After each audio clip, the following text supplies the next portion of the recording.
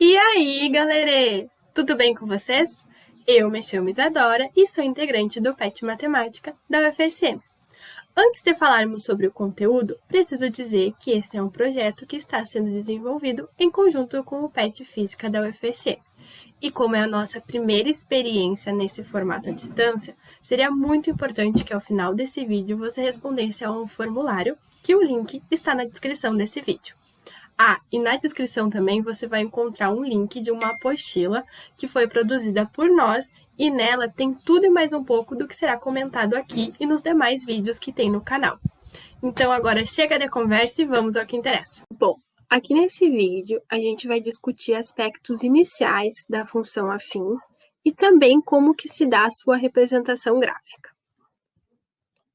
A primeira coisa que a gente precisa saber de uma função afim é qual é a lei geral dessa função, como que a gente representa algebricamente uma função afim ou uma função polinomial do primeiro grau.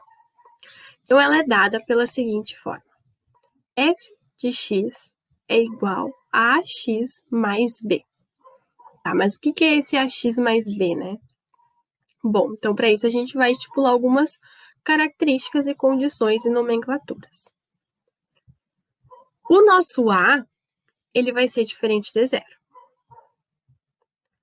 O a e o b, eles pertencem ao conjunto dos números reais. O que isso significa? Significa que são números. Nosso a e b são números. E ainda, a gente nomeia a e b como coeficientes da nossa função afim, em que o coeficiente a, ele é chamado de coeficiente angular. E o nosso coeficiente b é chamado de coeficiente linear. Bom, agora com isso estabelecido e discutido, a gente vai, então, partir para a representação gráfica. Bom, então, a representação gráfica de uma função polinomial do primeiro grau é uma reta não paralela aos eixos x e y. Ainda, a gente precisa considerar o que significa, né? O que vai ser, o que esse A vai representar na minha função, o que o B significa, né? Então, o que isso quer dizer? Quer dizer que quando o nosso gráfico, a nossa reta, interseccionar o eixo X, esse ponto é chamado de raiz da função afim. O coeficiente linear, ou seja, o nosso coeficiente B, ele determina o ponto em que o gráfico intersecciona o eixo Y, certo? Então, o valor que estiver aqui no nosso coeficiente B vai ser aonde a nossa reta interseccionará o eixo Y. E a partir daí, a construção do nosso gráfico, ela pode ser feita de duas formas. A primeira delas vai ser atribuindo valores para a variável x e substituindo na função dada. E aí, então, nós vamos ter os valores de y correspondentes.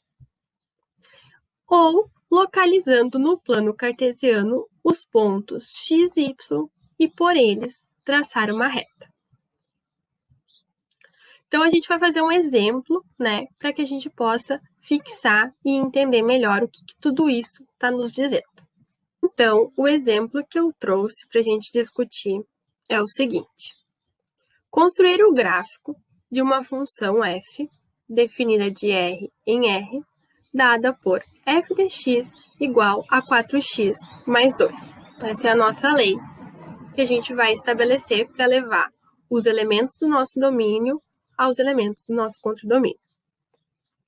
Eu vou usar a primeira estratégia, que é estipular alguns valores para nossa variável x e, então, encontrar valores, né, que correspondem ao nosso contradomínio, que aqui é f de x, né, que isso aqui é o nosso y. Então, vamos começar com x igual a menos 1. Vocês podem começar por qualquer outro valor, tá bom? Eu vou estabelecer 3 valores para só a gente entender como que é o processo. Então, eu vou querer descobrir quem é o meu contradomínio, quem é o meu elemento do contradomínio, que vai corresponder ao meu menos 1. Então, eu vou substituir o meu menos 1 na minha lei.